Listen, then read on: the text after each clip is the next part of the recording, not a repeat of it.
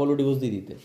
সুধীর মা বড় কথা হচ্ছে আমি যা করে দেবো লঙ্কাই। কি রাত দিয়েছো? এই যে সর্ষে সুধীর মা। কারেন্টটাও সকাল সকাল চলে গেছে, দেখ না তাই না? কি তেলাপিয়া মাছ? তেলাপিয়া মাছের ঝাল আমার জন্য ভাজা রাখবে। ওই যে রেখে দিয়েছি। তেলাপিয়া মাছ ঝোলে দিলেই প্যাট প্যাট প্যাট প্যাট করে। না এটা ভুল তো করবো না, গায়ে চিকেন মাথা দিয়েছো? সব করে রেখে দিয়েছি রে মা। শুধু আলু কুমড়োটা কেটে দাও, আমি চিংড়ি মাছ দিয়ে করে দিই। একটু দাঁড়া, আমি এই দিকটা করে নিই।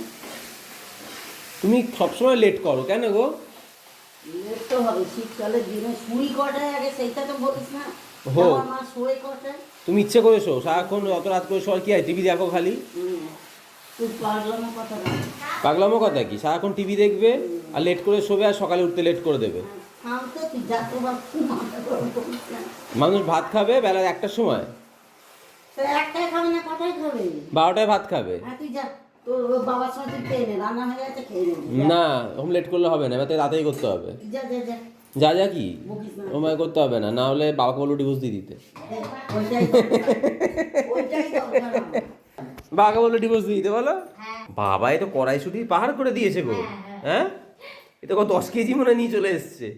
এই কড়াইশুটি কচুরি খাবে বলে একেবারে পুরো পাহাড় করে দিয়েছে বাবা। না না, তোমার মা বললো সারা বছর খাবে। সারা বছর খায় আমাদের তো এই কড়াইশুটি, হ্যাঁ। এই স্টোর করে রেখে দেবে। ওই তো বললো এমন করে রাখে এখনো অবধি চলছে আগের বছরে। কিনা দিদি ঘুরের মতন একদম। খুব ভালো কড়াইশুটি। মায়ের সত্যিই আজকে খুব বেশি হ্যাট্রিক শিডিউল যাচ্ছে, কারণ কালকে দিদাকে নিয়ে সারা রাত আমরা খুব ভুগেছি। দিদা কাল খুব শরীরটা খারাপ করেছিল, বাট তা সত্ত্বেও কিন্তু মা আজকে সব রান্নাবান্না করছে। আমি তো কিছুই করতে পারিনি সেভাবে হেল্প, কারণ আজকে আমি জিমে গেছিলাম। তো জিম থেকে এসে ভাবলাম যে রাত্রের তরকারি, যেটা কুমড়ো আলু দিয়ে চিংড়ি মাছ দিয়ে একটা তরকারি হবে, তো সেইটা আমি করে দিই আর দিদার মাছের ঝোলটা করে দেবো। কারণ দিদা আমার হাতে মাছের ঝোল করলে তবু একটু খায়, বাট মা যদি আজালা ঝোল করে দিদা একদম খেতে চায় না, মায়ের উপর চেঁচামেচি করে।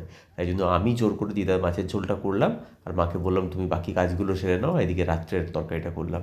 তো দেখো দিদার একদম আঝালা পাতলা টেলটেলের ঝোল রেডি, আর এদিকে মাদের কুমড়ো আলু দিয়ে চিংড়ি মাছ দিয়ে একটা সুন্দর তরকারি করে দিয়েছি রাত্রের জন্য।